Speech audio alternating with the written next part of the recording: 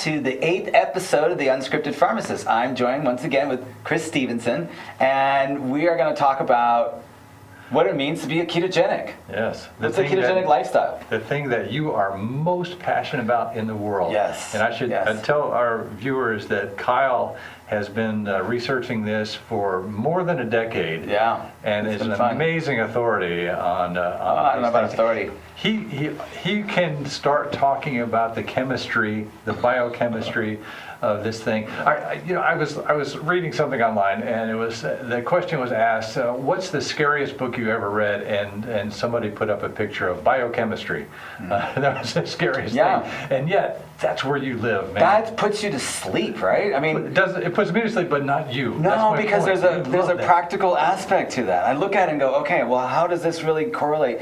But the education that we got, and I'm not going to blame the pharmacy schools or the medical schools or really anyone to blame, is we never taught about, like, what's the application? What does this mean, right? How does my lifestyle and the food I eat affect my biochemistry?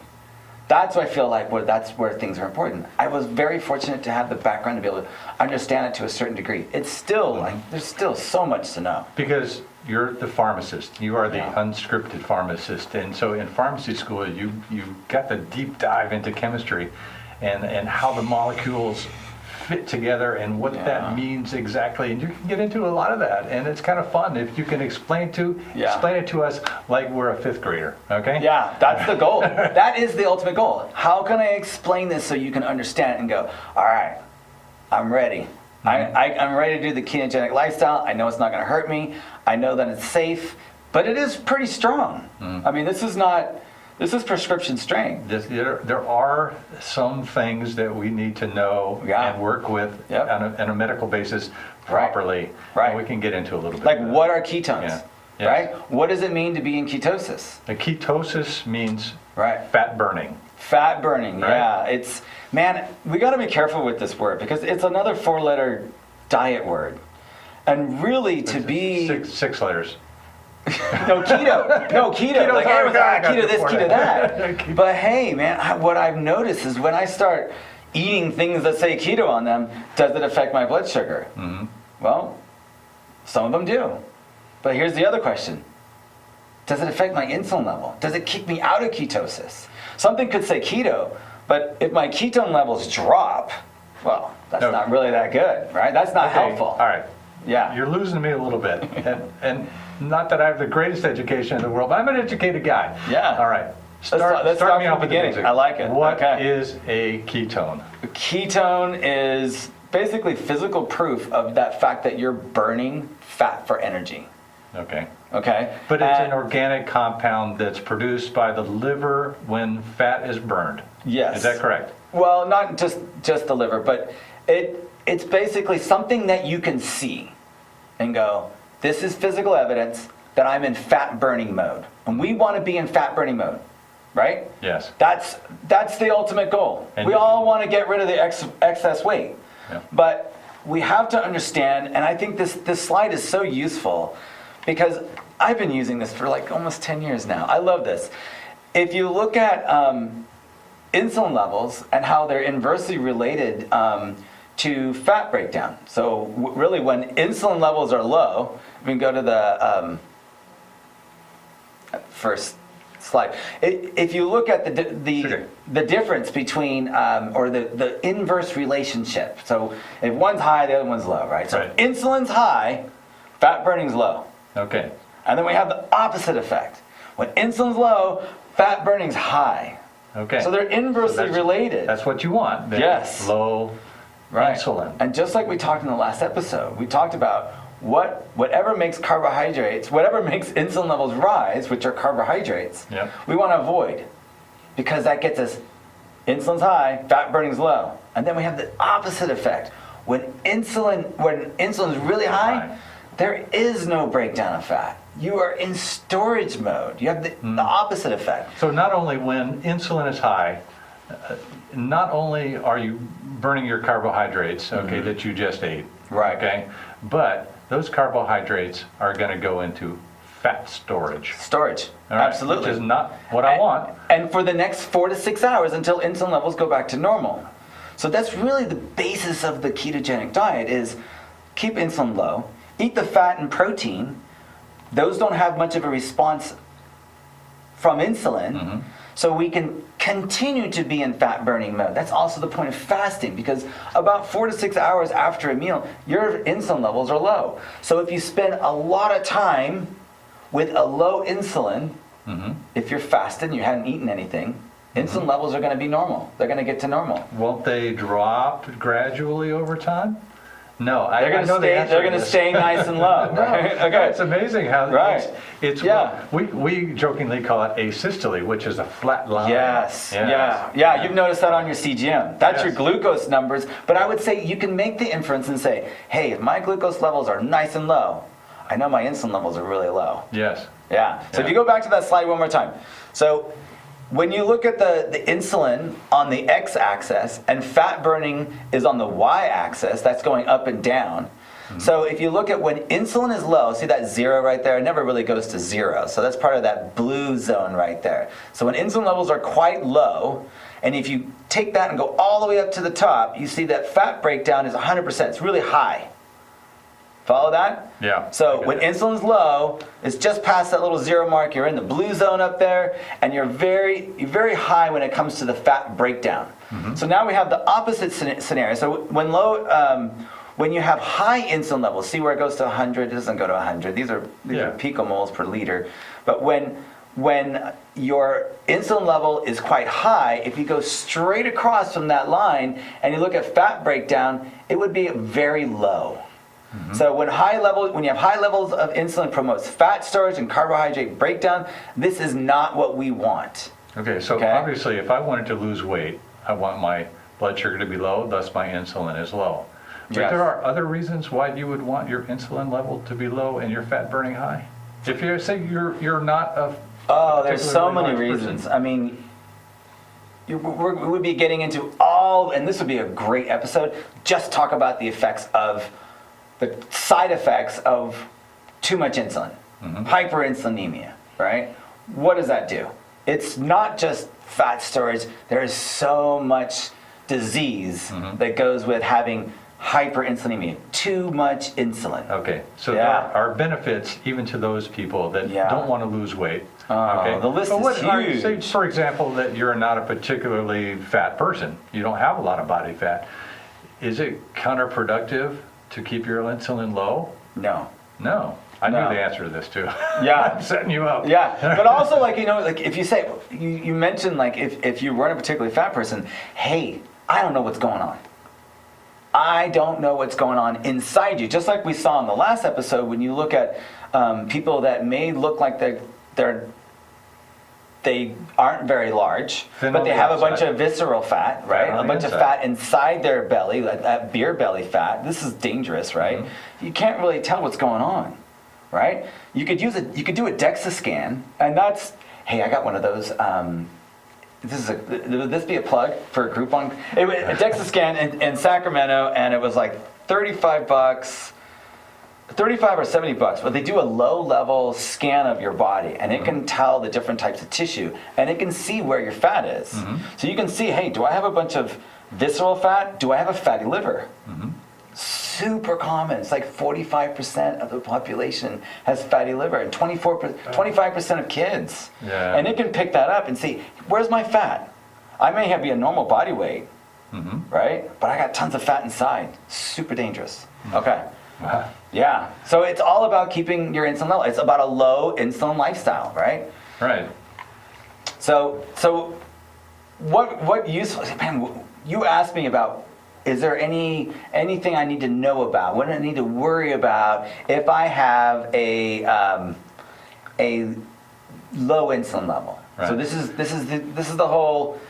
Okay. So Is this even possible to keep this insulin levels low. All right, I'm going to give you an example of where we have to be careful. If someone is type 2 diabetic and on medications, okay, and they go on the low-carb, ketogenic lifestyle, that's where you have to be a little bit more careful, right? Absolutely. Okay. Absolutely. It's typically what I do with my patients, and I'm controlling, and I'm looking at their blood sugars, and I know the medications that they're on. And as a pharmacist, that's super helpful because I know how the drugs work. But knowing that this is really potent stuff and that your blood sugar can really drop quickly without you even feeling it until almost it's too late, right? I get calls that, hey, my blood sugar is 45. Like, that's really, really low. And I took a dose of insulin. And now that insulin, since it's long acting, we're going to spend the next day in a very low insulin, a low blood sugar for that day. So I usually start right off the bat. I say, hey, let's just see where you are. Get off the diabetes medication. Let's start at ground zero. Let me see where you are. And what you typically will find is their blood sugar isn't as bad as you think it is. And over a short period of time, and I mean typically within about 10 days, they don't need the meds. They're controlling it like you did with just looking at their blood sugar. It seems like that would scare me a little bit to tell people to get off of their diabetes medication. The doctor's going to freak out. And then change their diet.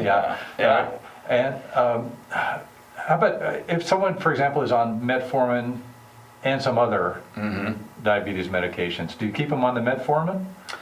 I do like the metformin. It's considered safe. I know, but it's almost kind of like, hey, Kyle, you said it's a food problem with a food cure. It is. And oftentimes you can even get off of the metformin. But it would be best to say, stay on the metformin. Obviously, everything we're talking about requires medical supervision, right? Get a hold of your doctor. Hey, doc, this is what I want to do. I want to consider keto, right? What kind of response do you think we're going to get? You might have to talk him into that. Talk him into that? What do you think some of the things he might say? Oh, well, first thing he's going to say is, okay, your cholesterol's going to go too high. Cholesterol's going to go through the roof. And it's not sustainable. Right, you can't do this for very long. You're too much saturated fat. Too much saturated fat and cholesterol's and, not enough fiber. Right, all of those things. I hear all of these things. Gosh. Yeah. And it's scary. And even to physicians. Right, but even to the patients when they see the response of the doctor, like, whoa. Okay. So your experience when someone comes to you and says, all right, I'm type 2 diabetic, I'm on these 3 medications, and you want to perhaps keep them on metformin but cut off all the others, is that right? Typically, okay. And then they go on the low carb lifestyle. What's your experience? What happens at that point? I mean, well, if I get rid of the medications that lower your blood sugar, I can take a huge sigh of relief and go, all right, I don't have to worry about them bottoming out. I fear hypoglycemia. Low blood sugar is more than I fear the highs. Okay. Say someone in this scenario, their blood sugar goes down to 50, 55, something like that, which sounds low to me, but they're asymptomatic, okay? And are they on medications that lower their insulin? You've taken them off those medications, okay, good. Except for the metformin, all right? Okay. They're at 50, 55, and they seem to be fine. They're asymptomatic. Nothing's going on. They feel okay. Yeah. That's like me in the middle of the night. That's what you're describing. Yeah. You're describing, 40s and 50s. And what's really amazing is that now we have more information that so many people freak out. And they're like, oh man. And oftentimes, especially in women that are younger, it's the effect of estrogen throughout the night so that their blood sugars bottom out. And they're like, hey, what should I do? My blood sugar is 50. Like, you're fine. We don't do anything. How do you feel? What the heck would you do? What would you do if your blood sugar is 50? You're going to go eat? That's just insane. Right? It makes no sense. Low and slow is the name of the game, right? Yeah. Just like you did in that little crash that we saw in the last episode. I did. In the hospital, if someone's blood sugar was 50. Oh. Okay. And that's a different story. What happens is the doctor orders D5. They'll give them 50 grams of dextrose right now. Of D5. We run it in that room. Run it right into Yes. Yeah, it's really scary. But our person could be perfectly fine. Right. They're treating the number at that point and not the patient. Right, and that's what I mean. We know more information now than we've ever had before because we have these monitors. The continuous glucose monitor, like the Freestyle Libre, gives us more information than we've ever had before. So I've actually seen that in a patient in the hospital. It's like, hey, wait a minute. According to the CGM, according to the continuous glucose monitor, the blood sugar is 50. They just got a dose of insulin. We got to get them up. Think about from a safety perspective for a patient. Wouldn't it be nice to know what your blood sugar is all the time and not just finger sticks? The most you're going to get in the hospital is 4 times a day. Yeah. I have enough information from the continuous glucose monitor for thousands of sticks per day. And you felt one punch, right? And even that, you didn't feel that, right? That's nothing, right? It's true. One punch, like basically every 2 weeks. Pain is minimal. Yes. Sticking yourself is just... And you get the whole waveform of where your blood sugar is, the ups and downs, or if you're doing it right, the asystole, the flat, nothing, the right? Front line, where your blood sugar remains the same nicely all day long. But it's not. I mean, you're seeing the foods, but there's also there stress and emotion goes into that kind of. So you're getting so much information. It's almost like biofeedback, and you go, hey, you know what? I can get my blood sugar down with stress reduction, with meditation, yoga, with exercise, with all these things that help relax the body and relax the mind so that I'm not having this roller coaster ride of emotions and blood sugar. It's obvious. All right. Does not exercise increase your blood sugar?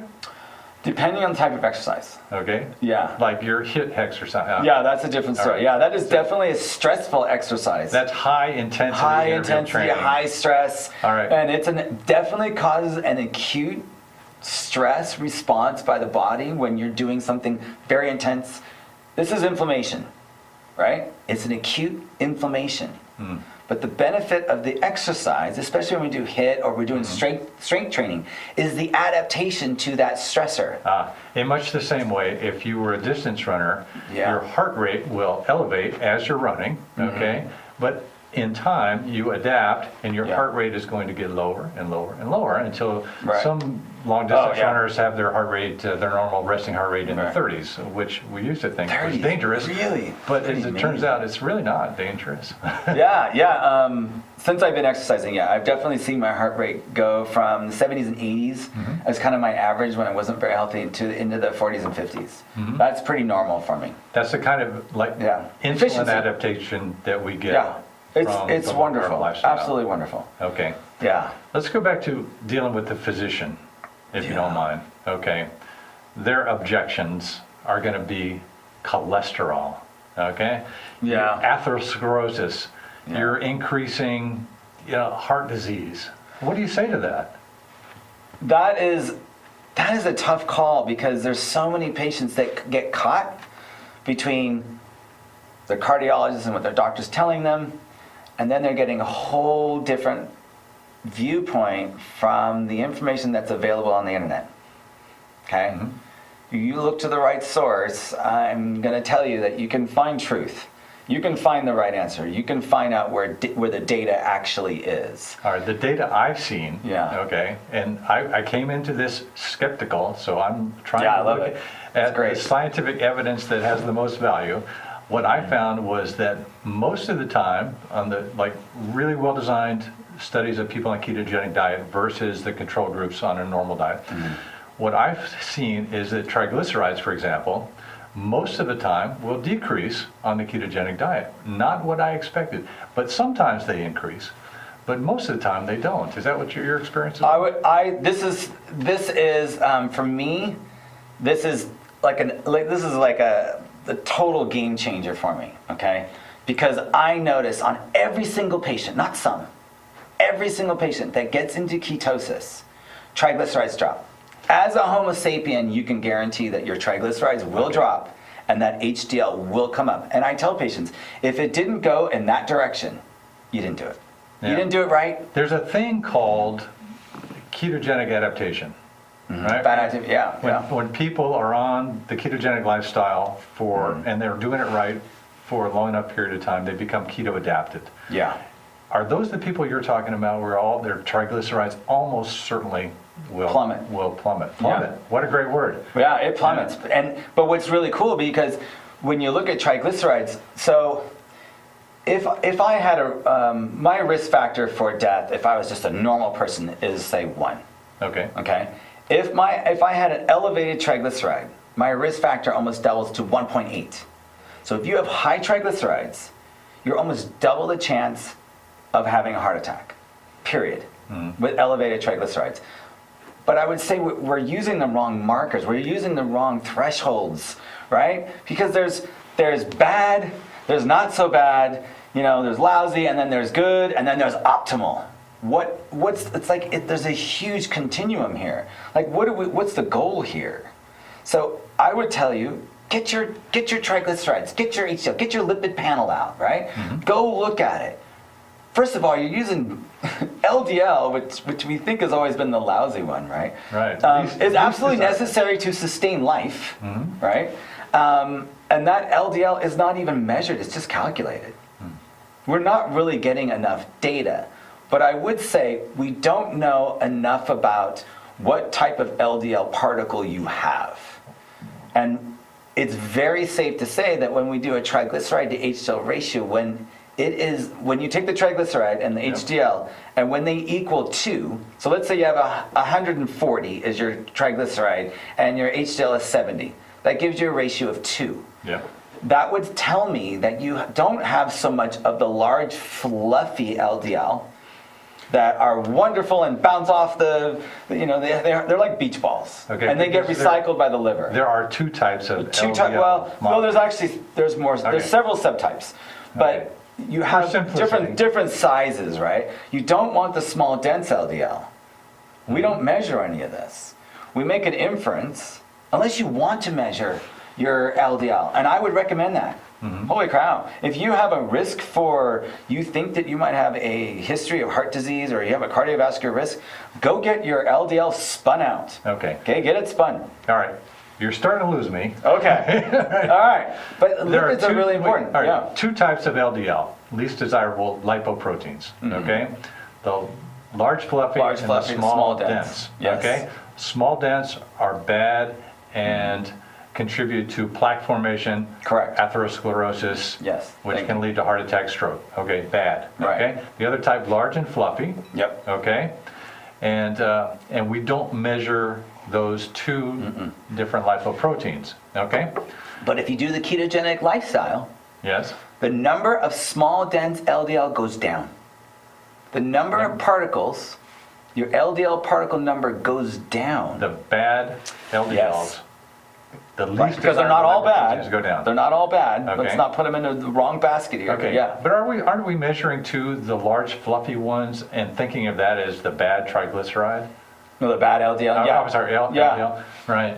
Yeah, if you go on a ketogenic diet, this number may go up.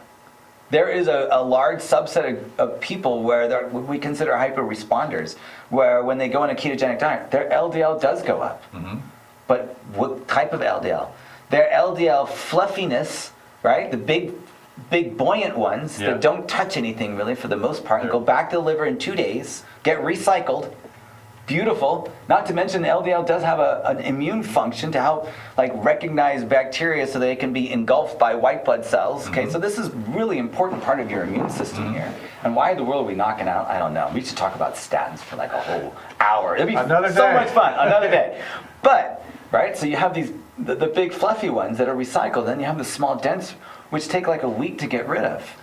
So we're not really getting all the data that we need to fully understand. No, because you're using technology from the 50s. Wow. And that's why I'm saying, if you're really concerned, ask for your LDL to be spun out. It's an NMR. It's a very advanced lipid profile. You pay a little bit more for it. It probably won't be covered by your insurance, but it's super helpful. Super helpful for determining, do I have a bunch of little particles? So your particle number will be high if you have the small dense. Okay. If you have the large fluffy ones, the number of particles actually be quite low. Okay. And the ketogenic diet definitely, in every single study, will show that the small dense LDL will diminish. It will go down, and that should be the focus. All right, so now, if I were a physician and you're trying to convince me, okay, you did pretty well. Okay? All right. Good. Triglycerides are going to go down on the keto diet. One less physician to worry about. But I'm going to tell you, as a physician, this is my experience, this is not sustainable. You can't stay on this diet forever. For one thing, Yeah. It's the status quo in our society. Yeah. Everyone is on this low-fat diet if Yeah. they're trying to be healthy, okay? Yeah. And it's difficult to stay on that. Right? But I can tell you from personal experience, that's bunk. It's Yeah. not. It's really But why? not difficult. Because you're not hungry. Because I'm not hungry. Yeah. Yeah. I'm not the trying best to- diet would be the one that eliminates hunger. Yeah, I'm not trying to reduce my caloric intake. I'm not We don't trying count to stay calories. away from No food. pain. I'm not counting calories. You're not portion sizing. Okay? I am not hungry. And if I am hungry, I'm going to go eat something. Eat the right thing. And I'm going to eat the right thing. That kills your hunger. If I want to snack now, Yeah. instead of grabbing my favorite, the candy corn, I'm going to get a little piece of cheese. And I love cheese. Here's the other thing. I find that some foods that I never thought of as being like a sweet taste now have that kind of, and Brilliant. like pecans. Changes your... Who knew that pecans had a sweetness to them? I had no idea until I stopped eating sugar. Very subtle. It's very subtle, huh? It is. Now you're It's really hyper-responsive to Okay. any sweetness. So there was a study that said that the ketogenic diet is sustainable. Yeah, that was a Verta Health study. The 2-year data showed that 54% of the population in this study, 55% were able to actually reverse their diabetes. And then the compliance rate after 2 years was 74%. That's like 3/4 of the people who entered the study after 2 years were still doing it. That means that they were still measuring ketones after 2 years. How do These you are do that, these are though? people that were in Indiana being coached by people in San Francisco, remotely, like what I do. Okay. Great results. So Fantastic. Here's how they did it. Right. They had help. They Yes. had a community. They had a coach. They had support. Okay, Right. in order to stay on the ketogenic diet. Yeah, that is really important. It's Support is extremely that's important. That's really okay? cool. And I have support from you, my colleague, Yeah. and my wife. Yes. Which is cheering you on, man. huge. Yes. In fact, she said to me today, "I can't believe how much weight you've lost. Wow. We've got to buy you new clothes." Yeah, that happens. Sorry about that. That's okay, huh? Yeah. That's great. It's a great feeling. But It is. And I actually was talking to a lady last night, and she's like, "Man, I don't want to eat those foods because I know Kyle's watching me. I don't want I want to get a good ketone level in the morning, so I want to make sure." So she's like, "I know that you're looking over my shoulder, and there's this accountability." Yeah. But she has the support, and you got to have the support of You a gotta loved have one. You got to let people know this is what I'm doing, right? Support me, don't sabotage me, work with me, help me. Hey, don't put this stuff in front of me, right? Especially for now. But especially early on, there's a lot of contact with these people to the point where, hey, I'm going to give you this constant communication and constant encouragement so that you'll be successful. That's the bottom line. If I will give you the support, or you got the support of your loved ones, you got a group together that's really behind you, you're going to be successful because it's creating a new habit for you. Millions of people have done it. Yeah, And it's it's huge. a lifestyle change. It's not a diet. Yeah. Yeah. It's So- not a bad 4-letter diet word. I thought it was 6 letters. No, that's Keto. ketone. The keto diet. Yeah, it's not just labeling. It's a lot more. And it really, when people say I'm on the ketogenic diet, or I'm keto, I'm doing keto. Measure ketones. I want to know what your ketone levels are. That's really important. So, anyways, thank you. Those are good questions. We had a good time That was today. fun. All right, Thank you, thanks, Chris. man. All right, welcome. I guess hasta la vista to another episode of the Unscripted Pharmacist.